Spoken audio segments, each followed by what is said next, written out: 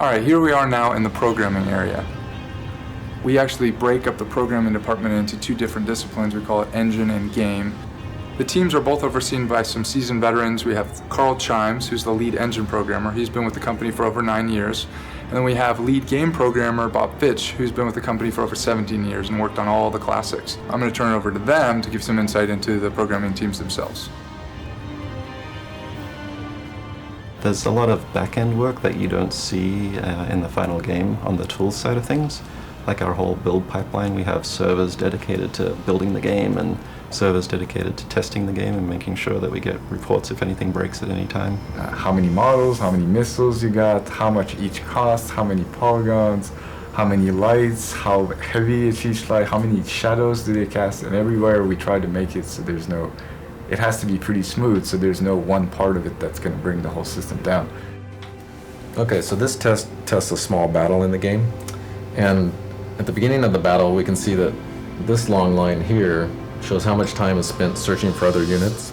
So all these units are coming together and they're searching for an enemy to attack. So we kind of expect that to take the most amount of time in the game. And as the units come together, you can see that bar shrinks dramatically, and then time is dominated by units using their abilities and attacking. And during the battle, bars are just going off all over the places.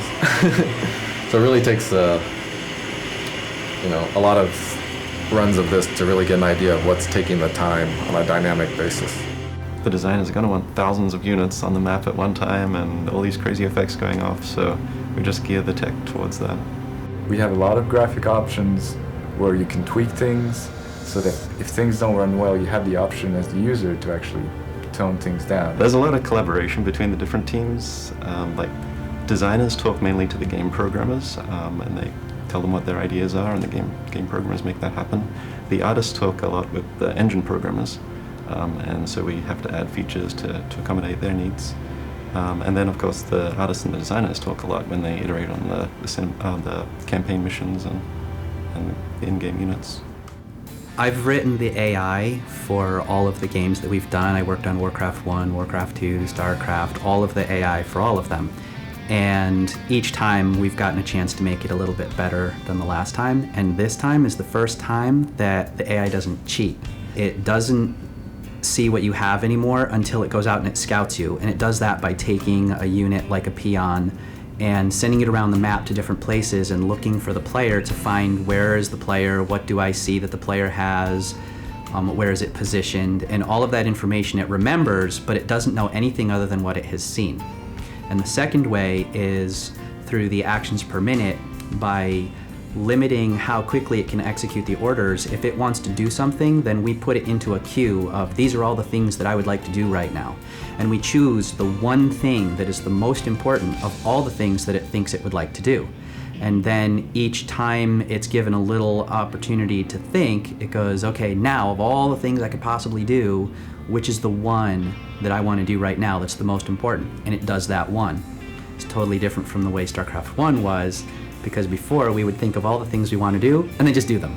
And it didn't have any limitations whatsoever.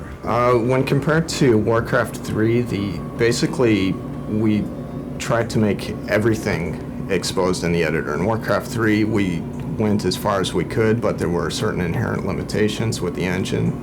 And with StarCraft 2, it was designed from the ground up. The whole database system, the trigger system, everything was designed with the idea of allowing end users to modify it through the editor.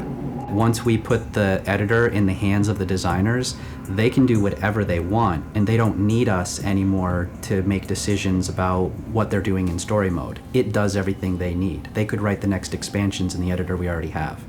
Well, one thing that I'm really happy with that we've developed is the recording system, the video recording system in-game that I'm excited to see what the machinima community is going to do with.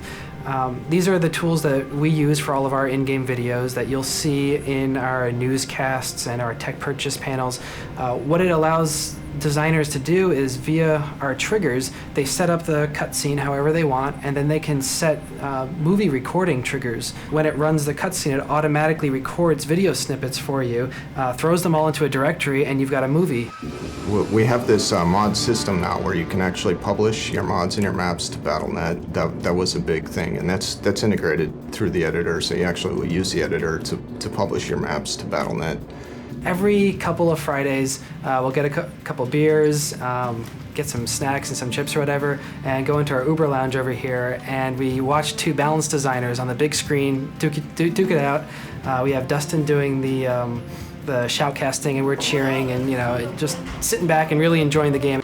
Running right past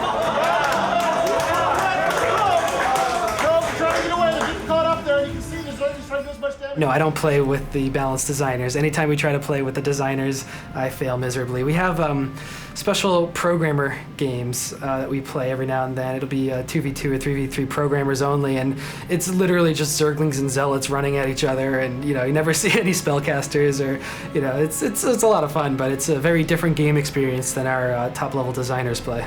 There's no detail that's too small for us to look at it. There's no bug, almost no bug that's too small for us to deal with it, So to me, that's very satisfying to actually know that we're going to go the extra mile and that we're going to fix everything until it's as close to perfect as possible.